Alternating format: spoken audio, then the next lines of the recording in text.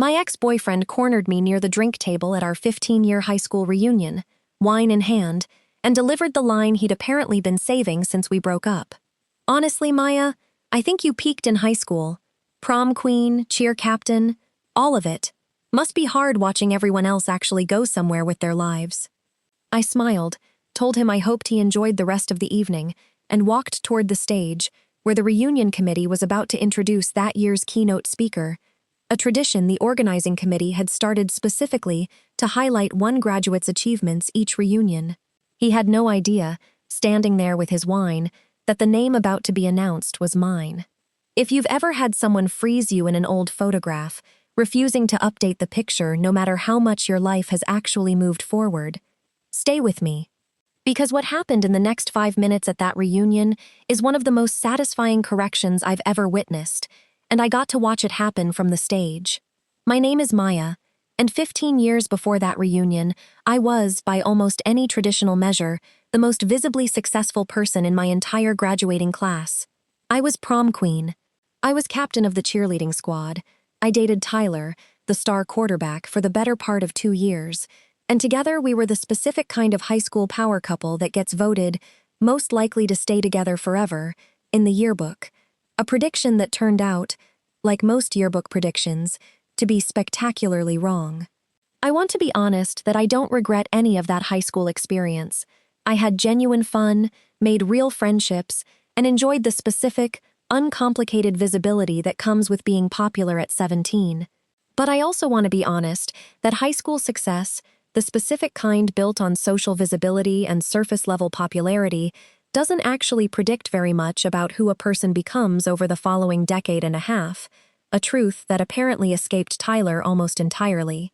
Tyler and I broke up about 6 months after graduation, drifting apart the way a lot of high school relationships do once the specific, artificial container of shared classes and shared social status disappears. I didn't think about him much in the years that followed, occupied with the considerably more demanding work of actually building an adult life. I want to walk through what those 15 years actually looked like for me, because the gap between Tyler's frozen high school snapshot and my actual trajectory is the entire foundation of this story. I went to college for mechanical engineering, a field I discovered a genuine passion for almost by accident, after a required elective class my freshman year unexpectedly captured my interest more than anything in my intended pre-law track. I finished my degree, went on to a graduate program specializing in renewable energy systems, and spent the following decade building a career in an industry that, 15 years earlier, barely existed in its current form. By the time of that reunion, I was leading engineering development for a solar infrastructure company that had grown, over the preceding 6 years, into one of the more significant regional players in commercial renewable energy installation. I'd been promoted to Chief Technology Officer 18 months earlier, overseeing a technical team of nearly 60 engineers, and had recently been featured, somewhat to my own surprise, in a regional business publications list of notable young executives in the renewable energy sector. None of this had anything to do with prom queen crowns or cheerleading captaincies. It had everything to do with a decade and a half of genuinely demanding technical work, further education, and the kind of career building that doesn't photograph nearly as well as a homecoming court, but that had, by that point, put me in a professional position considerably more significant than almost anyone from our graduating class, Tyler included. I want to be fair in describing what happened to Tyler over those same 15 years, because understanding his own trajectory helps explain, at least partially, why he seemed so committed to the frozen narrative he delivered at that reunion. Tyler had gone to college on a football scholarship, an athletic career that showed genuine early promise before a serious knee injury during his sophomore year effectively ended any realistic path toward professional football. He'd finished a business degree afterward, somewhat adrift following the loss of the identity that had defined him since childhood, and had spent the following decade cycling through a series of sales roles that never quite developed into the kind of clear, ascending career trajectory he'd probably once imagined for himself. I don't say this to diminish Tyler's worth as a person. A genuinely difficult, identity-altering injury at a formative age is a real loss, deserving of real compassion, not mockery. But I do think it's relevant to understanding the specific psychology behind his comment at that reunion. Tyler, unlike me, had actually peaked, in a very real sense, right around the exact moment our graduating class shared together. His athletic prime, his social status, his visible markers of success, all of it clustered tightly around age 17 and 18, with the following 15 years representing, for him, a gradual, difficult adjustment to a considerably less visible, less celebrated adult life. I think, in retrospect, Tyler's comment at that reunion said considerably more about his own complicated relationship with our shared high school peak than it actually said about my life, which he'd apparently made almost no effort to understand or update in the 15 years since we'd dated. Our 15-year reunion was held at a renovated event space downtown, drawing roughly 120 graduates back to a city many of us had long since left for careers and lives elsewhere.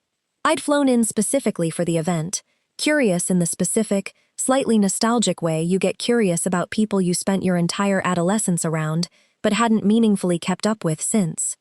I want to explain something about this particular reunion structure, because it matters considerably to what happened next.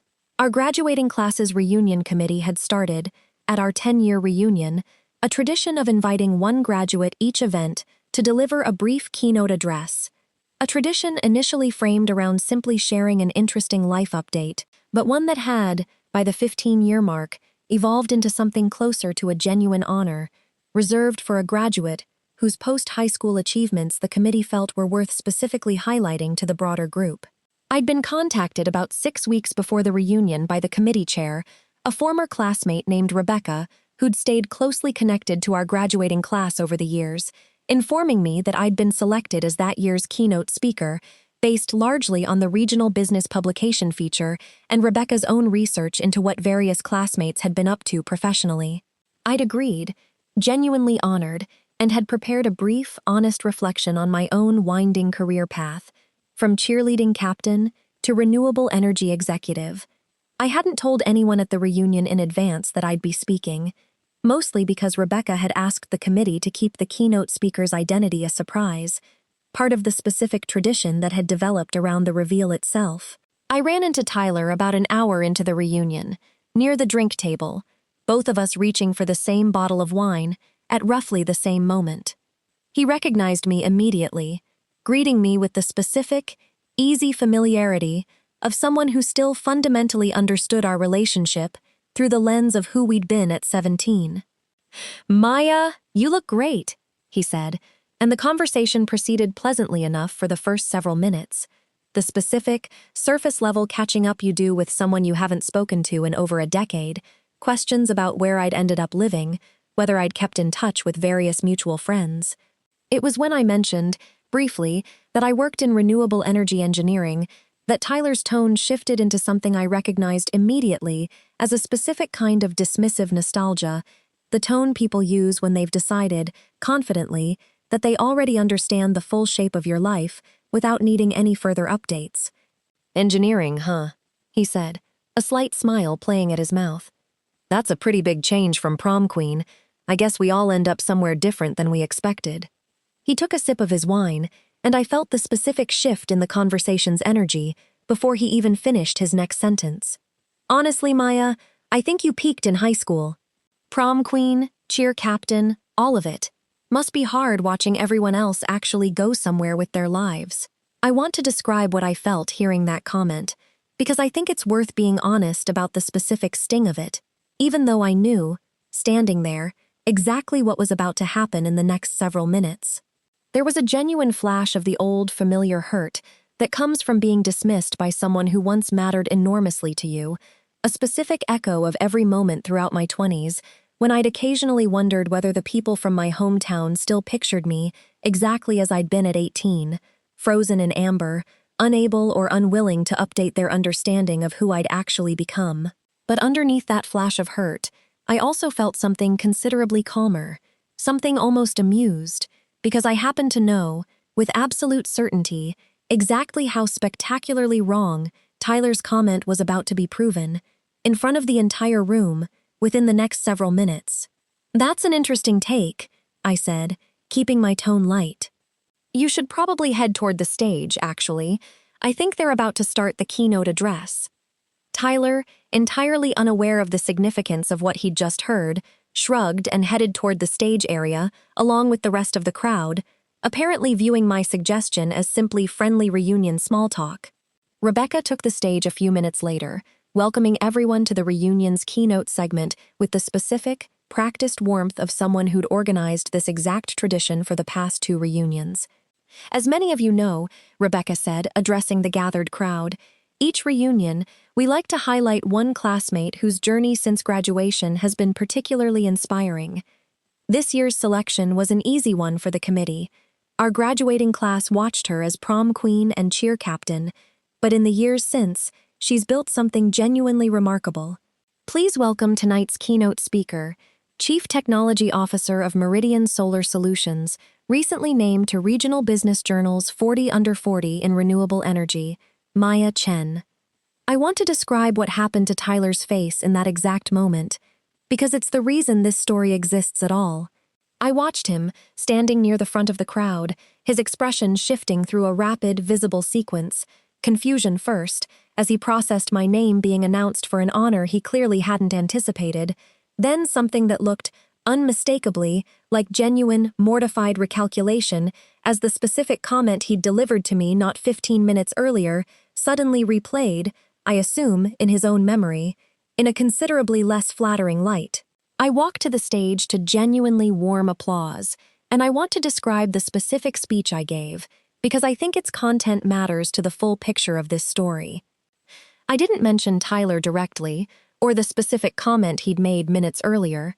That felt, to me, considerably less satisfying than simply letting the actual content of my career speak plainly for itself, in front of the exact audience whose collective memory of me was, I suspected, frozen in a fairly similar place to Tyler's own.